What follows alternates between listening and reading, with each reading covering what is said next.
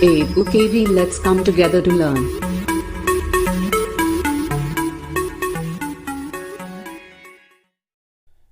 Hello friends, I am Mrityunjay Singh. Welcome to our YouTube channel Edukevi. हमारे YouTube channel में आपका स्वागत है दोस्तों। आज हम सीबीएसई द्वारा एक FAQ इशू किया गया है। जो सीबीएसई ने अभी क्लास 10th और 12th के जो रिजल्ट्स निकाले, उसके अंदर मार्कशीट में कई सारी कुछ ऐसे सिंपल लेटर्स लिखे हुए थे जिसके बारे में बहुत लोगों को जिज्ञासा थी कि आखिर उन लेटर्स का मतलब क्या है। जैसे मान लीजिए केमिस्ट्री का सब्जेक्ट था, केमिस्ट्री के आगे 23 और फिर उसके आगे P लिखा हुआ था या RT लिखा हुआ था। तो सीबीएसई ने एक FAQ जारी किया है और बताया है कि उन सारे लेटर्स का मतलब क्या है। जो उन्होंने सबसे पहला हमारा सीरियल नंबर दिया वो दिया कि what does the term RT in the marksheet means. मतलब अगर मार्कशीट में RT लिखा हुआ है तो इसका मतलब क्या है। RT का मतलब होता है रिपीट इन थ्योरी। इसका मतलब ये, पहले जैसे हम फेल लिखते थे ना, FT लिखते थे, फेल इन थ्योरी लिखते थे, अब क्या लिखते हैं, रिपीट इन थ्योरी लिखा जा रहा है। तो इसकी जगह क्या लिखा जा रहा है, RT लिखा जा रहा है।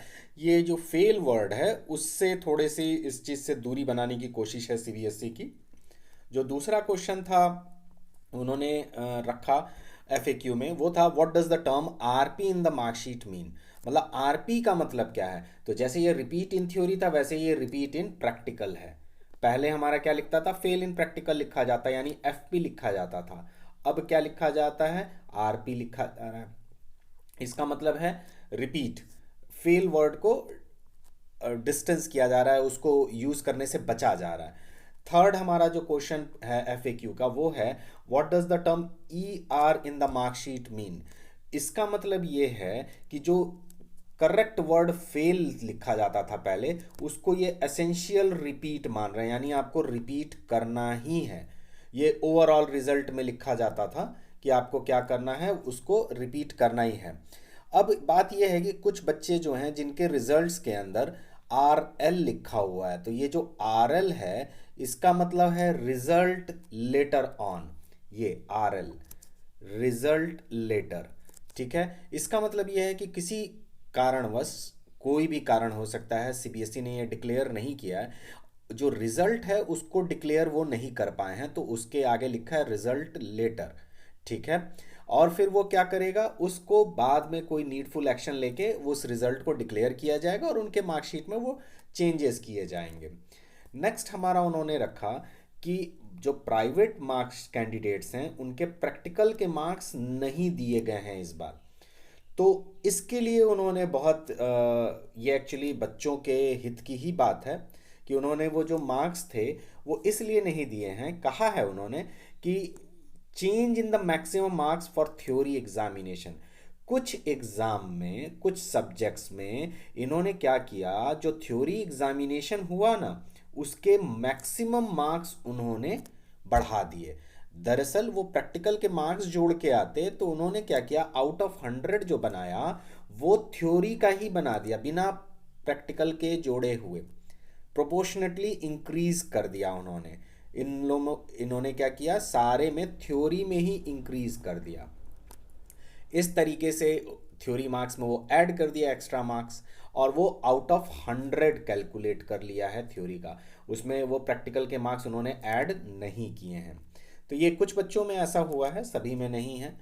फिर उसके बाद है कि कई सारे मार्कशीट में P लिखा हुआ आ रहा है, ग्रीन सर्कल है और उसमें वो P लिखा हुआ आ रहा है, क्लास 12th जो डिक्लेयर हुआ है उसमें। ये एक्चुअली P जो होता है इसका मतलब होता है प्रोग्रामिंग एरर। प्रोग्रामिंग एरर के लिए बताया जा रहा है। इसका मतलब ये है कि वो अब ये ठीक कर लिया जाएगा और वो आपके मार्कशीट में रिफ्लेक्ट कुछ समय के बाद वो ठीक करके आपको दोबारा दे दिया जाएगा, ठीक है। अब कर भी लिया गया है उसको ठीक। अब जब जिसको भी वो मार्कशीट मिलेंगी वो सारी चीज़ें सुधार करके दी जाएंगी। नेक्स्ट हमारा है, कई के मार्कशीट में G लिखा हुआ है। G का क्या मतलब है, ये भी एक प्रोग्रामिंग एरर है। ये भी एक प्रोग्रामिंग एरर है और ये भी हमारा रेक्टिफाई किया जा चुका है और अब आगे से मार्कशीट में ये शो नहीं होगा। नेक्स्ट है, क्या जो सब्जेक्ट्स थे असेसमेंट क्राइटेरिया में उनके मार्क्स चेंज होंगे आफ्टर वेरिफिकेशन और रीवैल्यूएशन प्रोसेसेस। ध्यान से सुनिए प्रश्न। Will the marks given in the subjects as per assessment criteria change in case of change in marks after verification and revaluation processes? क्या assessment criteria में change हो जाएंगे अगर हमने रीवैल्यूएशन और वेरिफिकेशन में चेंज किया तो? नहीं, ये सीधा बोला उन्होंने, एनी इंक्रीज और डिक्रीज ऑफ मार्क्स, यहां और होगा, एनी इंक्रीज और decrease of marks due to verification और revaluation will also have an effect on the marks awarded as per the assessment criteria. मतलब ये कि अगर मान लीजिए आपने वेरिफिकेशन कराया या फिर री इवेल्युएशन कराया तो आपके मार्क्स अगर बढ़ गए तो वो आपके नए मार्क्स, नई मार्कशीट बोर्ड आपको इशू कर देगा।